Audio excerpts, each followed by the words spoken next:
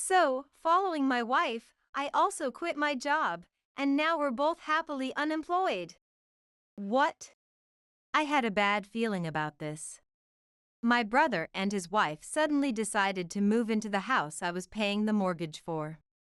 They weren't helping with our mother's care, the household chores, or contributing to living expenses. I should have kicked them out then. So, you, our little sister, should support us. My brother Jeffrey declared this without any shame. His smug expression made my anger explode. Oh, so you want to be taken care of? All right then. I'll take care of you. My name is Sandra. I'm 34 years old and I work for a company. At this age, people might think I should be married, but unfortunately, I'm single. Well, maybe not unfortunately. After all, it was my choice. It's not like I haven't met anyone or considered marriage. But these things depend on fate and timing, and for me, neither worked out. Before I knew it, I was enjoying a comfortable single life.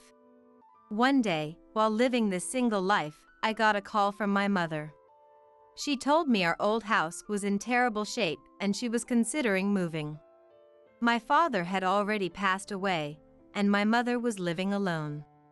Since she had injured her leg in a fall a while back, she had some trouble getting around. Worried about her living alone, I suggested we live together. My mother was very happy about it. However, moving is quite a hassle. From what she said, it seemed she was reluctant to leave the familiar neighborhood. I also felt sad at the thought of losing our family home.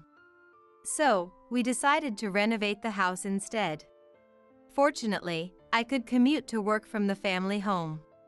In fact, it's closer and more convenient. Being a working adult, I felt I should become independent and move out, but I didn't mind living together, so if my mother agreed, I would be happy to agree too. That's how the discussion went smoothly. However, the problem with renovating is money. My father was an ordinary company employee who passed away without any significant promotions. The inheritance left by such a father was negligible. After my father's death, my mother, who had been a full-time housewife, started working part-time but quit after it became too hard for her past the age of 60. Her leg injury added to the difficulty, and she now lived on savings and pension. In contrast, I had been a full-time employee as a single woman. I had risen through the ranks to some extent and received a decent salary. I didn't have any particularly expensive hobbies, so I had quite a bit of savings. It might have been a natural outcome that I would cover the renovation costs. When else would I show filial piety if not now? I didn't want to regret not doing so when my parents were gone. As a result, I agreed to cover the entire cost on the condition that the house be in my name. The renovation was financed through my savings and a loan. Our requirement for the house was, of course, accessibility. We chose a construction company that specialized in such things, and after discussions, managed to fit everything within our budget. The house that was finally completed was an ideal and wonderful home with no complaints. It was almost like a half rebuild, but since it was technically a renovation, it retained the semblance of the old house, which made my mother happy. Thus began my monthly $1,000 loan payments. It's a considerable amount, but thanks to the down payment, the loan term was short, only 5 years. I disliked the idea of paying off a loan for a long time. So I wanted to finish paying it off while I still had an income. With my salary minus the loan payments, my remaining savings, and my mother contributing part of her pension towards living expenses, we managed to make ends meet. As soon as we finished the move into the renovated house, I took a deep breath. Isn't it nice to have a beautiful house? My mother looked very happy. Indeed, it was good that we renovated rather than moved.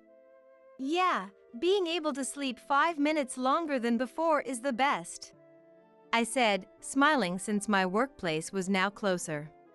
Not doing anything isn't good for her health, so my mother does some housework in her own way. It's helpful for me too. Taking care of my mother, who has trouble with her leg, isn't overly demanding, and our new life started off very smoothly. Until that day. The storm came suddenly. What? Jeffrey! One day, when I returned home from work, there was my brother. Hello, Sandra. And next to him was his wife, Cynthia. Why are you here all of a sudden? What about work?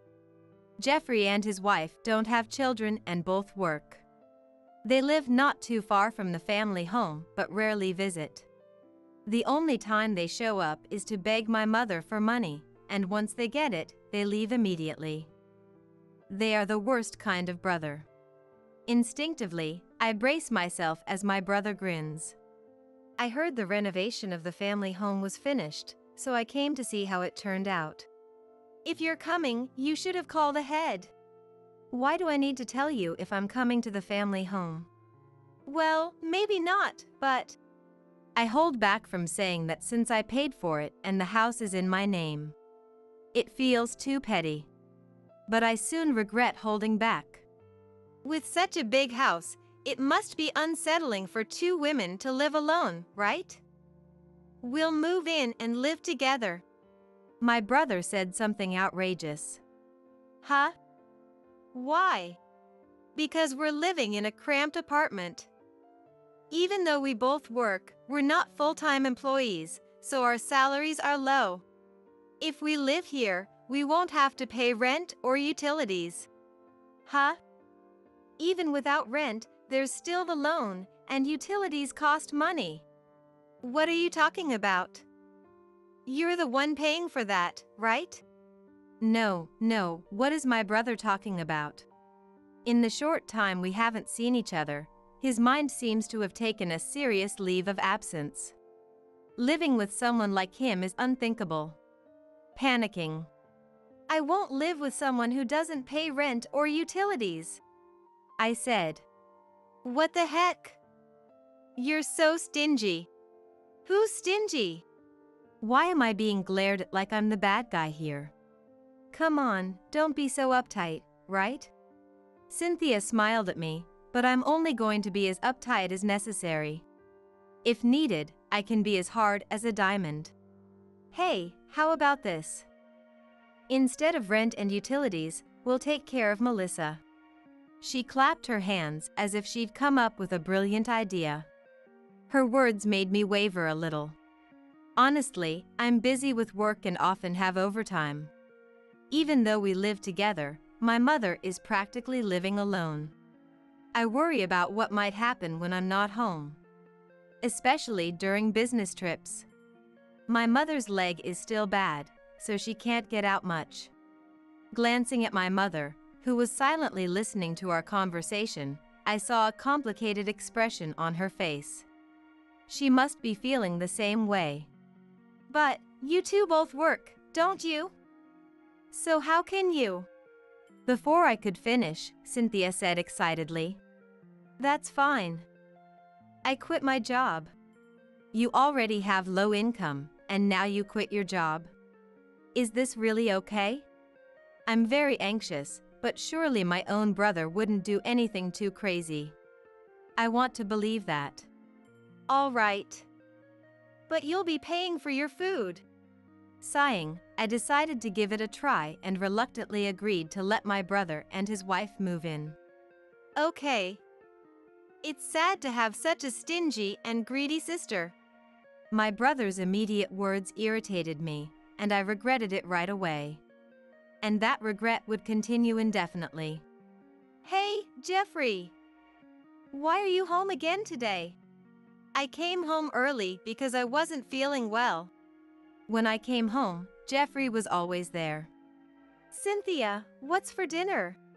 I'm exhausted from taking care of Mom today, so it's pre-packaged meals from the supermarket.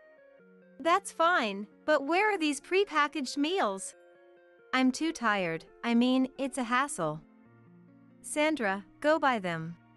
Wait, did you just say it's a hassle? Jeffrey, I know you left work early, but are you actually working? What about your salary? You haven't paid for this month's groceries yet. You know, with your stinginess, you'll never get married. I have no plans to get married. And don't change the subject. What about the grocery money? Next month. Are you kidding me? Since we started living together, Jeffrey hasn't contributed any money to the household. On the contrary, he keeps skipping work for various reasons. How has he not been fired for this? Is he even getting paid? He doesn't contribute to the grocery expenses, so where is his salary going? And Cynthia is just as unreliable. I come home to find no sign of cleaning or laundry being done, and meals are often prepared by Mom. When I thought Cynthia might at least handle the shopping, I ordered from an online grocery delivery. She said, "I get it, convenient options are great. But then, what exactly is she doing all day?" My exhaustion from work, coupled with my frustration towards Jeffrey and Cynthia, leaves me even more drained. Dragging my heavy feet, I headed to the living room, only to stop in shock. What is this? The living room was scattered with empty snack bags. Upon closer inspection, they were mostly snack foods, and on the table, there were numerous cans and bottles of alcohol. Cynthia, what is this? What do you mean? It's snacks and alcohol. I can see that. Did one person drink all this? Mother doesn't drink alcohol. I shouted in disbelief and anger. No way. Of course, my husband drank with me. What? Drinking while slacking off work? As I glared at Jeffrey with anger, he smiled as nonchalantly as her. I just felt like having a drink. Don't get so mad over some alcohol and snacks. Where did you get the money? What? Don't what me? I'm asking where you got the money for the alcohol. Avoiding my gaze, Jeffrey looked suspicious. And, as I suspected, Mom gave it to me. I was stunned. What? You don't pay for groceries, so what are you using your salary for? Well, it's just... What is it? Shut up. I'm using it to pay off debts. Debts. I've been shouting so much that my throat hurt. How many times have I screamed since coming home? I was beyond exasperated. I felt sad. I saw Mother tidying up while Cynthia and Jeffrey laughed together, doing nothing. Not only were they not taking care of Mother, but they also weren't even taking care of themselves. That night, I told Mother to leave it, and I cleaned up myself before collapsing into bed, utterly exhausted. But misfortune knows no bounds. It struck again the next day. What? I found myself again speaking in a dazed voice after coming home from work. Confronted with shocking news. Sorry, what did you say? I didn't catch that. Thinking I must have misheard, I asked Jeffrey to repeat himself. Annoyed, he said. I quit my job. What? So, just like my wife, I quit my job too. We're now officially unemployed. What? Huh? When faced with incomprehensible situations, why do people make such strange sounds? Jeffrey lightly patted my right shoulder. Well, that's how it is. We're unemployed and broke. Cynthia then lightly patted my left shoulder. Isn't it sweet that we both quit our jobs together? Can that really be called being close? Just as I'm struggling to understand, Jeffrey speaks up. So yeah, we're unemployed now, so you should support us. What? The only word I could finally muster was a shout. From that point on, Jeffrey and his wife's behavior became even more atrocious. They never left the house. From morning till night, they sat in the living room, watching TV, drinking, and eating. As for taking care of Mother, it was non-existent. In fact, Mother ended up taking care of them, which made me dizzy with frustration. Ultimately, I was the one who ended up taking care of Mother completely. No matter how much I yelled or screamed, Jeffrey and Cynthia didn't lift a finger, let alone consider working. Worse, Cynthia looked down on me, saying, "Sandra, it's so sad. Don't you realize by now that your harsh personality is why you can't get married? Yeah. You should be grateful that we, your poor, cold-hearted siblings, are living with you." Jeffrey joined in. In that moment, my anger reached its boiling point. Oh, is that how it is? Well then, this kind-hearted sister will show you how to be truly supportive. That night, once Jeffrey and Cynthia were passed out drunk, I asked Mom, "Can I do it?" "Go ahead." As expected. Mom understood without needing further explanation. All right, I got Mom's permission. Jeffrey and Cynthia, brace yourselves. You're about to feel the wrath of an angry single woman. The next morning arrived as usual. It was my day off, and the weather outside was perfect. Despite the refreshing morning, Jeffrey and Cynthia were still asleep. They had stayed up late drinking again last night, so it was no surprise they hadn't woken up yet. I headed to their room. Seeing them asleep in the messy room, I raised the items in my hands. What items? A frying pan and a ladle. I took a deep breath and banged the ladle against the frying pan as hard as I could. "Wake up! It's morning!" I shouted. The noise was deafening. "What the? Oh, my head is ringing!" Jeffrey and Cynthia jumped out of bed. I didn't stop, continuing to bang. "It's morning! If you have nothing to do, get up and start doing housework." And I shout. For reference, Mom and I were wearing earplugs, and the double-paned windows were closed to avoid disturbing the neighbors. "Sandra, what are you doing? It's too noisy. I'll stop when you get up. It's so loud." "I'll get up, just stop," Cynthia yelled. I stopped and said, "Good. Now come to the living room." Then I left the room. As soon as I closed the door, I heard from inside, "Damn it, what's her problem? This is the worst. Let's go back to sleep." So, I opened the door again and shouted, "Don't go back to sleep," while banging the frying pan again. They finally got up. Honestly, think about how the frying pan feels. After my relentless frying pan assault, they finally got up, no longer feeling like going back to sleep. "Where's breakfast?" Jeffrey asked first thing, annoyed by his scruffy, unshaven face. "Such a thing doesn't exist in this house," I replied. "What? What are you talking about?" he began to protest. "If you don't work, you don't deserve to eat. There's no food for those who do nothing." "What?" I shouted, making an intimidating face. I slowly approached him. "You told me to take care of you, didn't you?" Yeah." He nodded reluctantly, feeling my intense aura. I gave him a sweet smile. "All right then, I'll take care of you just as you wished.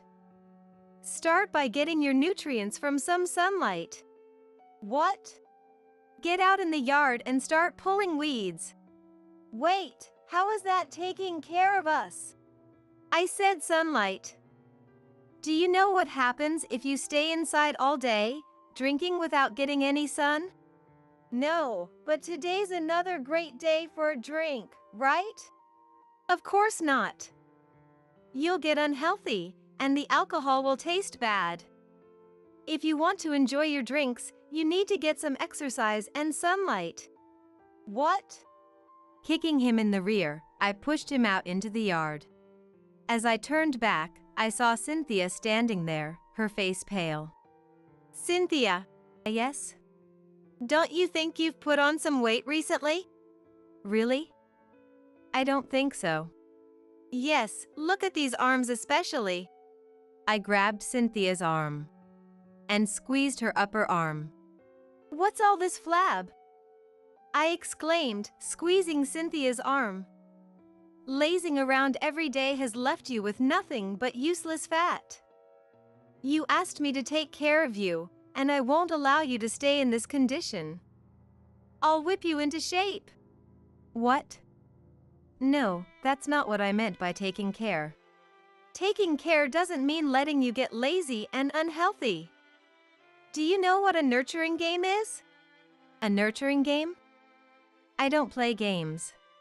In nurturing games, you exercise your characters and make them outstanding. Laziness is out of the question. Really? But No backtalk. Now, go do the shopping. Shopping. Yes. It's a beautiful day outside, perfect for a shopping trip. Here's the list and some cash. Make sure you get a receipt for everything. I'll know if you buy anything unnecessary. I handed her the shopping list. She took it with a puzzled look and, after glancing at it, "What is this?" she exclaimed. 25 pounds of flour, ketchup, mayonnaise, sugar. Yes. We still have salt, so you don't need to buy that. And 5 one-gallon bottles of water. You won't be able to carry it all in one trip, so make multiple trips if necessary. Feeling rather pleased with my considerate planning, I heard Cynthia say, "No. It's impossible." Why not? It just is. There's no such thing as impossible. There is. Seeing Cynthia's firm refusal, I turned to Mom. "Mom, Cynthia won't go shopping. What should we do?" With a very sad look. "There's no other choice. Since we have no more food in the house, we'll have to survive on 1 bite of bread each meal from now on," Mom replied. 1 bite of bread? Are you kidding? Have you ever heard Mom joke before? I asked. Her face contorted in frustration. Indeed, Mom never joked. She'd often correct my jokes, but never made any of her own. She was always serious. That's my mom. "Every day, every single day," I muttered. "Sandra," Cynthia asked hesitantly, "you've been freeloading off someone else's home and money all this time. Your face is scary." Cynthia's voice trembled as I leaned closer, making her scream. "If you want to be supported, then work." Whoa! With a demonic expression, I roared at Cynthia, who burst into tears and fled the house. After seeing her off, I went to the garden where I found Jeffrey lounging in the shade instead of weeding. Quickly, I stood beside him, startling him so much that he trembled. He looked up at me fearfully, likely seeing his sister's scary face. "What are you doing, Jeffrey?" "Oh, just taking a little break." "Is that so? How about having those weeds for dinner tonight then?" "What?" "Or perhaps you'd prefer those mushrooms growing in the corner?" "No way, those look poisonous with their spots." "Indeed. But since I'm taking care of you..." "What does that have to do with poisonous mushrooms?" "I'll make sure you're nourished enough to eat anything without a problem." I smiled wickedly, causing Jeffrey to turn pale. But then, "Enough of this!" Shockingly, he lunged at me with a punch. Is my own brother trying to hit me? Disgusted and angry, I easily dodged his punch. He probably didn't know that I had once taken up martial arts for self-defense. Knocking down someone as unfit as Jeffrey was a piece of cake for me. "Hey, yeah!" I yelled, and after dodging his punch, I won't go into detail about what I did next. Suffice it to say that he ended up sprawled out among the weeds, getting a good dose of sunlight. Later, Cynthia only bought soy sauce and spent the rest of the money on alcohol, so their breakfast was indeed just a bite of bread, as promised. Despite giving them what they wanted, they oddly cried about it. The Spartan routine continued. To take care of someone, the house needs to be clean. So, start cleaning. Shopping is exercise. You're still in your 30s, you can run to the store. What's a mere 25 pounds of flour? What's a caterpillar? Even insects work hard to live. Fight those bugs. Skip today's tasks. Dinner is just a bite of bread. This isn't bullying. I'm supporting you too. Supporting doesn't mean coddling. And so on. It was a kind of cute Spartan regimen. In reality, after giving them a bite of bread, I provided proper meals. Those who cleaned got the first shower. If they overslept, I woke them with the frying pan again. What a perfect way to support Jeffrey and his wife. I must say, I'm doing a great job providing for them. Yet, every day they cried. New. I couldn't understand why. Mom laughed so hard, a laugh I'd never seen before. It was a mystery why she found it so amusing. Several months passed like this.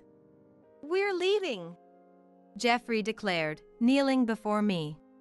Huh? You don't need my support anymore? I said, brandishing the frying pan. We've had enough. Cynthia, kneeling beside Jeffrey with a pale face, chimed in. What a pity. I was hoping to support them more. We'd rather live under the threat of debt collectors than continue being supported by you. I'd rather be working. Wow, they've really had a change of heart, haven't they? But I wondered if Jeffrey and Cynthia could actually manage a normal life. Well, if you really want to leave, I won't stop you. We really want to leave, they chorused. No need to be so dramatic. And so, Jeffrey and Cynthia abruptly left the house. I'm exhausted. I've never laughed so much, Mom said, laughing again. She really had been laughing non-stop. Later, Jeffrey and Cynthia ended up in a filthy apartment with no money. Predictably, their jobs didn't last long, and they fell back into a life of debt. Apparently, some scary people came looking for them, and after that, Jeffrey and Cynthia disappeared. We filed a missing persons report, but I doubt they'll be found. Mom seemed a bit sad. They brought it on themselves, she murmured. Even my mother, who laughed so much during the taking care of Jeffrey and his wife game, has become much more energetic. She still uses a cane, but she goes out more often, visiting the senior center and enjoying her days. As for me, I no longer have to take care of them, so I can focus on my work. Using them as a negative example, I've resolved to live my life relying on my own strength, rather than depending on others. I can't stand anything about you. Just the family will go, so you, old lady, just staying clean. With these words, Linda hurled insults at me in a tone worse than usual. I felt dizzy with her harsh words. A family trip planned by Linda. We've had our ups and downs, but I believed Linda had finally accepted me as part of the family. How foolish I was to think so. My hopes were shattered, and I felt utterly betrayed. I've been put through so much pain, again and again. It's something that should never be forgiven. To take my revenge and make her pay, I started plotting. My name is Laura, I'm 58 years old. I live with my husband William and our son and his wife. William has grown frail and needs care. I was relieved and grateful that our son and his wife lived with us, as it seemed hard to care for William and work at the same time. However, not everything was good. Most of my troubles involved Linda, my son's wife. When David introduced her as his fiancée, she seemed like a nice woman. But once they married and started living with us, I realized Linda was brazen and selfish.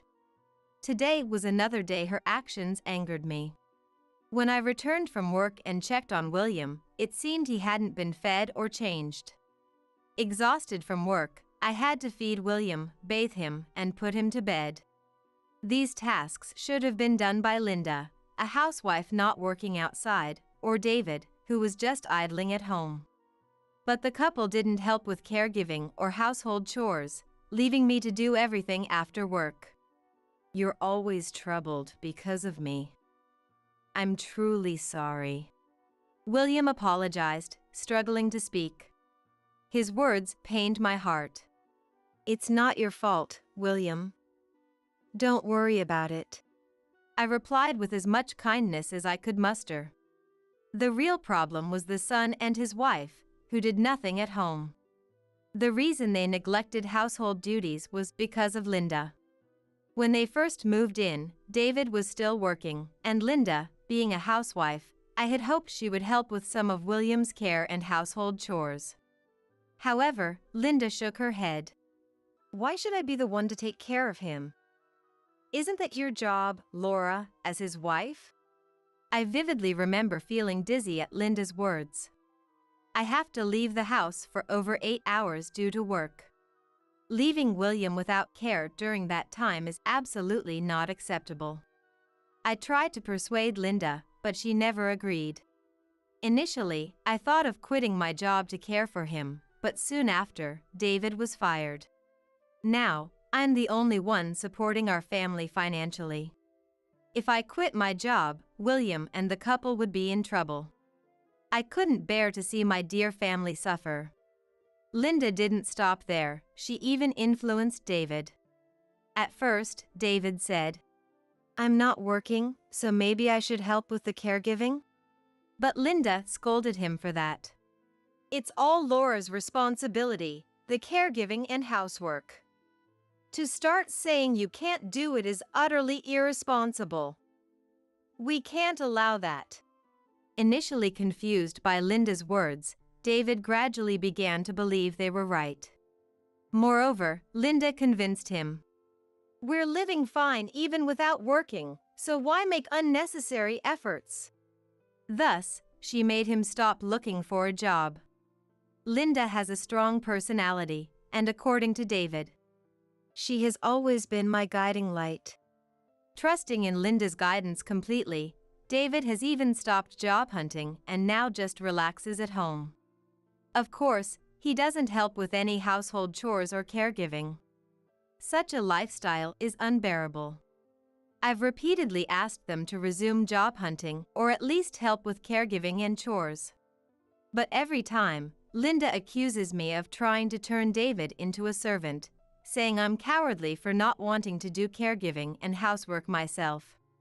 Trusting Linda completely, David has turned cold towards me. I never thought Mom could be such a terrible person. I'm disappointed. Hearing that was a real shock. I thought I was acting for the family, but my intentions never reached David. Where did I go wrong? Was it a mistake to hope for an easier life by living with them? But life was indeed tough every day. Caregiving takes its toll on both mind and body. Watching William weaken day by day was distressing. I feared what would happen if I became too weak to move. Maybe it was naive to expect living together would ease these worries. Yet, I was truly grateful they offered to live with us, and I still am. But enduring such a life physically and mentally has been hard. With more people living together, the household chores have become increasingly difficult. Managing them all alone is just too much to handle. Is it so selfish to want some help? Am I wrong to think this way? Would everything be fine if I just managed better? There's no clear answer, and I'm just getting worn out. Then, one day, David, relaxing in the living room, told me about a family trip Linda was planning. Apparently, Linda's parents gave them plane tickets, and the departure was imminent. Maybe a family trip will cheer Dad up, and Mom, you need a break from working hard every day. Those words warmed my heart. I had thought Linda disliked us, even hated living in the same house, but it seemed I was wrong. The hotel Linda booked was well equipped for accessibility, suitable for William. She had gone out of her way to find such a hotel. For the first time, I saw a caring side of Linda and thought she might be kinder than I had imagined. But it didn't take long for me to realize that my hope was in vain. On the actual day of the trip, Linda saw me, excited from preparing since the day before, and laughed. Was it so funny that I was excited, despite my age? Confused as to why she laughed, Linda spoke while still laughing. I can't stand anything about you. We're going as a family, so you stay here and clean, old lady. I was taken aback by her sudden words. A family trip excluding me, and I should clean. Does that mean I'm not family? Her attitude and words were so hurtful I could barely stand. Linda, seeing me like this, laughed. Serves you right. I had had enough. Linda had constantly ridiculed and acted selfishly towards me, so she deserved to be punished. That's why I planned a thorough revenge.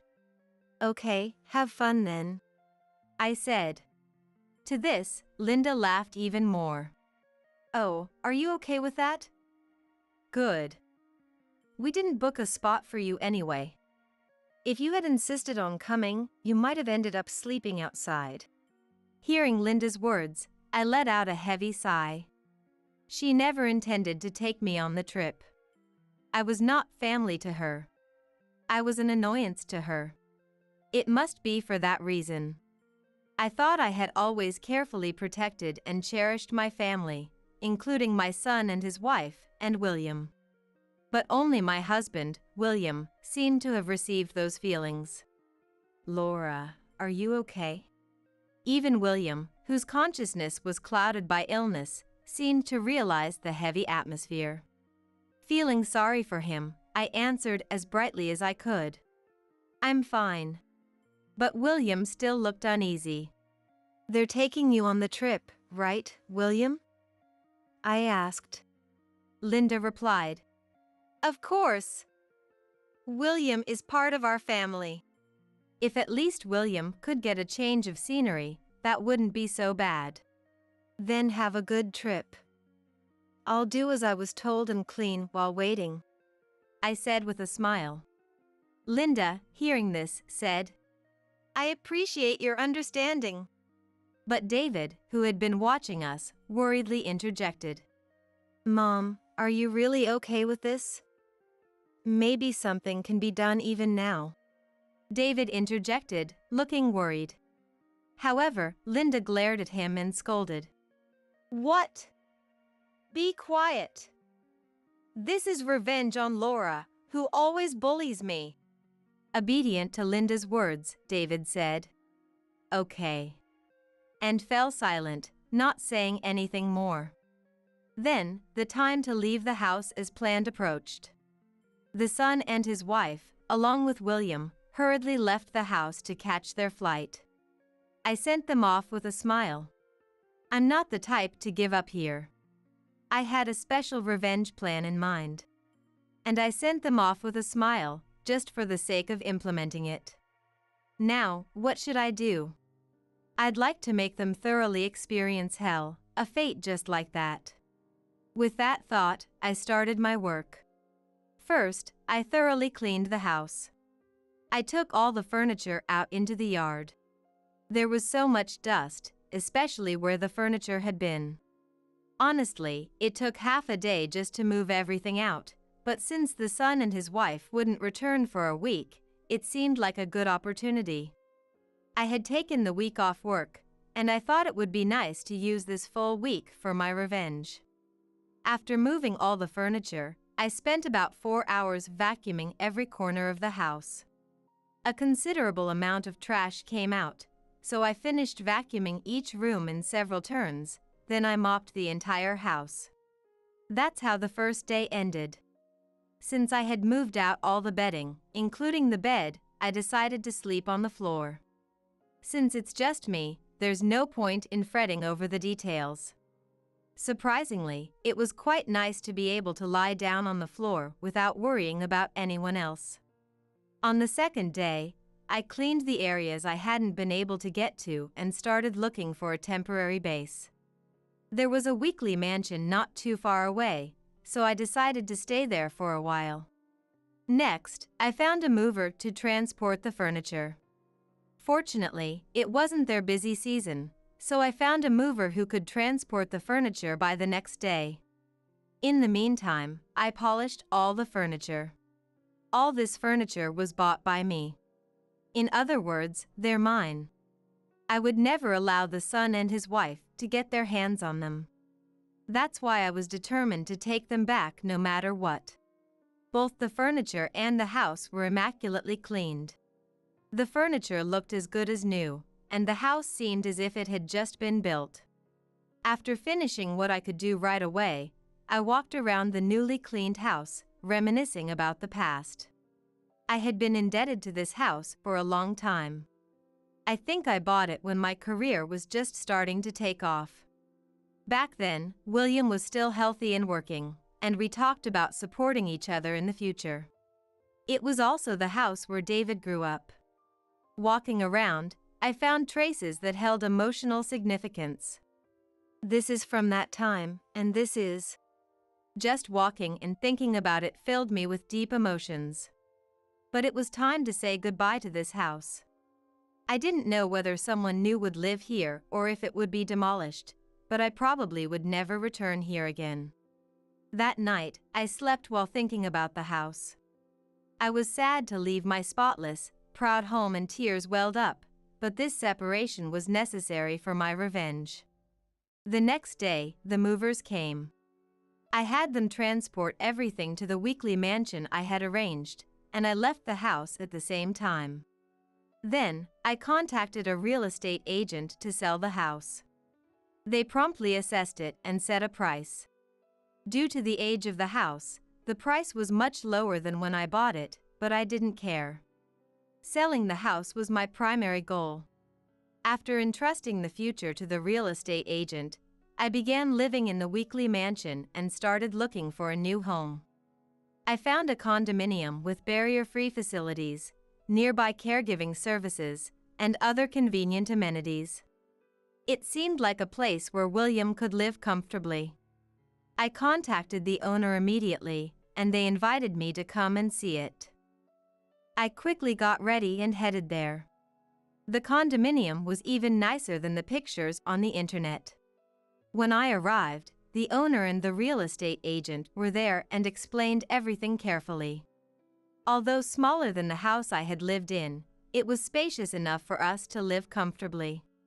And from now on, it would just be the two of us, without having to consider the son and his wife. The attitude of the owner and the real estate agent was very good. I felt I could trust and entrust them with this matter. When I expressed my positive consideration, they offered it to me at a very reasonable price. I couldn't miss this opportunity. I decided to sign the contract immediately, and the owner seemed quite pleased. They said I could move in the next day, so I decided to move my furniture and belongings then. Everything was going smoothly, almost as if supporting my revenge. I couldn't believe how well everything was working out. But everything was indeed going well. I felt affirmed in my revenge and was in a very good mood. And I resolved to carry out my revenge properly. A week passed since the son and his wife and William left for their trip. Knowing their flight's arrival time, I drove to the airport. Waiting for them at the airport, Linda noticed me first and approached with a laugh. "Isn't that Laura? Did you miss not being able to go on the trip? If you like, I can buy you some airport souvenirs." "We didn't buy any for you." Linda's mocking attitude. To her words, I replied, "I don't need it. It's a waste of money." Then Linda said resentfully, "How cheeky." I made a proposal to Linda. "Could I take William with me? There's a place I want to take him," I said, and Linda tilted her head but soon laughed. Sure. Since you couldn't go on the trip, you must want to create some memories at the airport, at least. She took on an even more mocking attitude. If it were the old me, I would have been irritated by this attitude, but now, Linda's words didn't bother me at all. Because the revenge play had already begun. I parted ways with the son and his wife and took William to our new home. William seemed puzzled by the different destination, but trusting me, he complied. After explaining the future plans at the new house, William expressed his willingness to follow me, saying, "If that's what you decided, I'll go along with it." Just like my husband. In about 30 minutes, the son and his wife would probably arrive at our former home. By then, it was likely already sold, and probably the locks were changed, so they wouldn't be able to enter the house. I couldn't help but smile, imagining their confusion. Looking forward to that moment, I soon received a call from Linda. "Laura, it's terrible. We can't get into the house," Linda shouted frantically over the phone. In the background, it sounded like David was desperately trying to open the door. "Laura, where are you guys? Please come back quickly." Linda seemed unable to accept the situation, sounding panicked. I couldn't help but laugh. Everything was going according to plan. All of this was orchestrated by me. It's a punishment for people like Linda and David, who betrayed and were ungrateful to us, their family.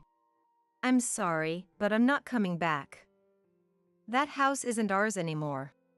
When I said this firmly, Linda shouted, "What do you mean by that?" I patiently explained to her, unaware of what was happening. "Listen, I sold that house. It was tough because I had to clean it. Now William and I are in a new home. I didn't think I could do all this in a week, so I guess I'm lucky." "What? You did all that on your own, and you think it's okay? We're family." "Family?" She left me behind, saying I wasn't family. When it's convenient for her, she treats me as family, trying to bring about a self-centered outcome. Such cunning and selfishness made me sigh deeply. As if shocked by that, Linda blurted out in a panic, "What's all this about? If you have something to say, just say it." Since she asked, maybe it's my duty to answer. I decided to speak my mind. "Family? Don't be ridiculous. You were the one who excluded me from the family. Remember, you said I wasn't family, so you wouldn't take me on the trip? And now you want my help and treat me like family? Isn't that too convenient? To live off someone's support and have the nerve to say that." Linda tried to respond to my words. "Don't say such terrible things. We're really in trouble. Please, I beg you, help us." Her voice was filled with panic and anxiety. She was genuinely asking for our help. That's how her voice sounded. The old me might have reached out as family, but she on the other end of the phone was not family, so there was no need to help. "I'm sorry, but give up. No matter what you say, my heart won't be moved. That's how much I've given up on you. It's useless, no matter how hard you try." I said this and hung up the phone. Then Linda and David called and messaged countless times. It was so annoying that I blocked their numbers. They don't know where we've moved, so they can't contact us anymore, but I can learn about their situation through relatives. After being kicked out of the house, the son and his wife had a huge fight. Linda, feeling she couldn't go on with David, proposed a divorce that day and went back to her parents' house. But her parents were furious at her actions. She wasn't allowed in their house and was kicked out. Even if she wanted to reunite with David, he had already filed for divorce and found a new place, making contact impossible. David regrets his actions and inquires about us through relatives. I've already informed the relatives, so no information about us gets back to him. He seems genuinely concerned about whether we are doing well. What David did is not forgivable. But I sympathize with his inability to act on his own opinions, always scolded by Linda. I'm thinking of giving him a chance to be part of the family again if he truly shows remorse. For now, I will not do anything and just observe David's behavior through relatives. If possible, I would like to take a new step as a family. I want to watch over him carefully and as a mother.